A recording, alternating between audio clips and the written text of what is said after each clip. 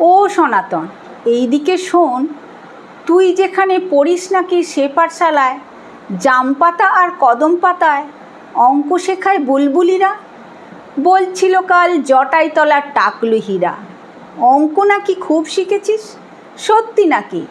বল তো তবে 100 থেকে কি বাদ গেলে শূন্য বাকি? পাড়ার যদু মধুরা কয় ও পাঠশালায় ধূত্র পাতার উল্টো পিঠে পক্ষী ভাষার হরফ লেখায় কাদা খোঁচা। হরফগুলো কেমন যেন বিদঘুটিয়া, খিচির মিচির তেরচা বোচা। ইকড়ি মিকড়ি সারি সারি বলছিল গান গাইতে এসে বৈরাগীদের আখড়াধারী। ওরা যা কয় সেসব কি ঠিক?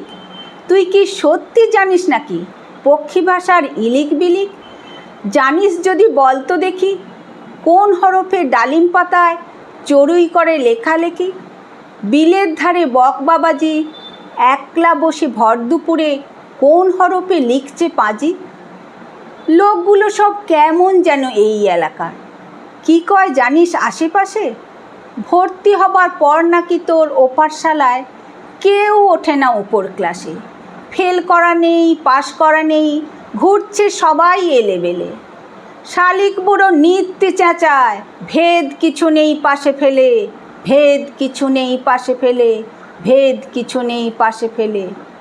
সত্যি নাকি ও সনাতন? লোকে যা কয় সত্যি নাকি পক্ষীপাড়ার ও পাঠশালার দারোয়ান কি ধনেশ পাখি? ও সনাতন, এইদিকে শোন, একটুখানি আয় এধারে। পক্ষী ভাষায় বলতো লিখে, কাঠঠোকরা তার ঠোঁট দিয়ে তোর মাথায় কেন গাঁটটা মারে?